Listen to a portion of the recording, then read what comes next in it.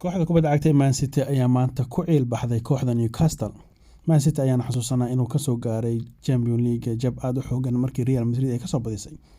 dad badan ayaa saadaalinayay naadiyada waaweyn inta badan markii laga badiyo kulan aad u muhiim ah in ay caradooda ciilkooda kala dulacaan naadiga kale ee la ciyaarayaan kulanka xiga.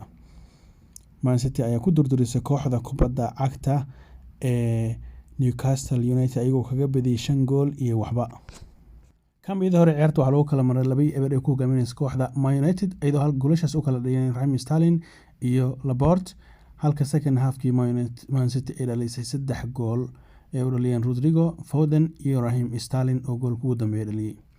Man City ayaa saan goolal badan ay ku dhalisay waxay ka saacidaysaa haddii ay timaado horyaalka Ingiriiska kala horeyntiisa in ay goolal badan ay ku qaadi karto marka loo fiirsho dhigeeda kooxda Liverpool.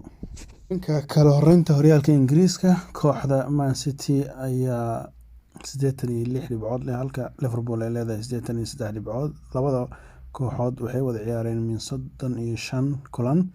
3 kulan ayaa horyaalka hartay. Man City ayaa ku hogaaminaysa 3 dhibcood. sidoo kale Man City ayaa kulankii maanta waxay dhalisay 5 gool ayadoo hadda leh 68 gool oo positive ah halka Liverpool ay leedahay 64. Liverpool shaqo badan baa u taala. Xataa haddii City laga badiyo, Liverpool waxay u baahan tahay in ay goolal badan ku badiso si ay u soo qabato kooxda Man City ama ay horyaalka u qaado. Waxay u badan tahay horyaalka inuu u dhacayo dhanka iyo kooxda kubadda cagta ee Manchester City.